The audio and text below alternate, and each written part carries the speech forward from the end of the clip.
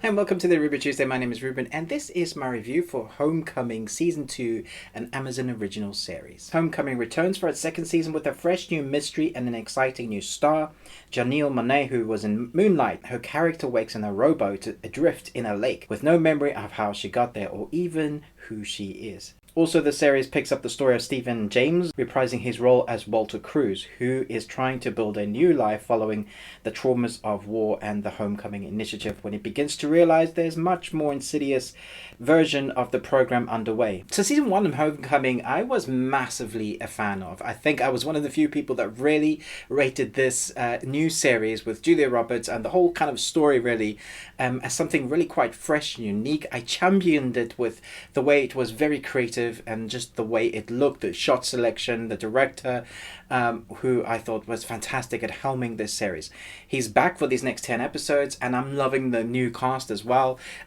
Joan Cusack is one of my all-time favorite actresses. I think she's fantastic and has amazing presence, and she is in this series, and again, she just kind of brings it.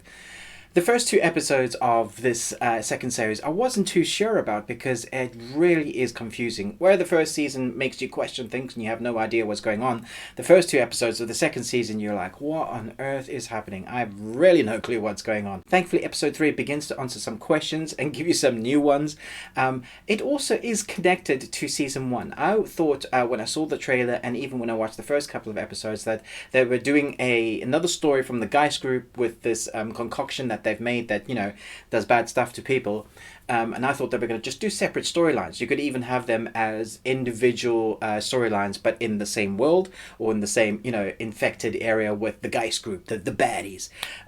Thankfully, it does kind of mingle. I don't want to do any spoilers, but suffice to say, you do have some of those recurring characters from season 1, and the story follows very nicely, but you do need to give it time to get there to develop.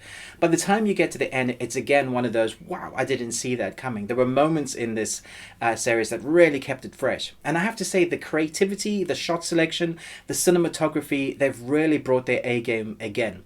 I was really worried whether they'd be able to be as creative. There was this thing within season 1 where they did a weird aspect ratio to change the timeline, and that did confuse some people and that did annoy some people. I remember reading a few reviews where they said that just didn't work for them. I thought it was great, I thought it was unique, but they haven't done that this time. There is a different, like going back, checking on that person's memories and then kind of leading up again, but they haven't used that aspect ratio. So if you were worried about that, then you're okay. There is times when they're very creative with the way they set up a scene, the way they break up and do it in blocks to show multiple angles or multiple characters at the same time, and then it brings it in together, which I think is just fantastic. They have real fun with their creativity of showing you, of bringing the story to life, and I loved pretty much almost every episode except for the first 2, which I really now appreciate. But when I was watching them, I was like, I really hope they haven't ruined one of my favorite unique stories.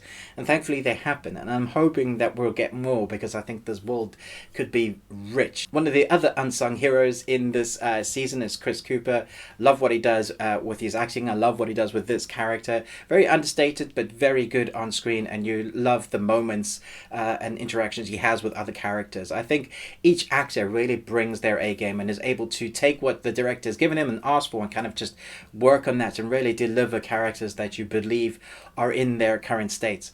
The one thing I had a little bit of an issue with is the characters that they kind of follow for a lot of the 10 episodes are not ones that I can really get behind as my hero. And it's a little bit of a weird way because they've been creative. There is this thing where I'm not sure whether I should be rooting for those people that we're following.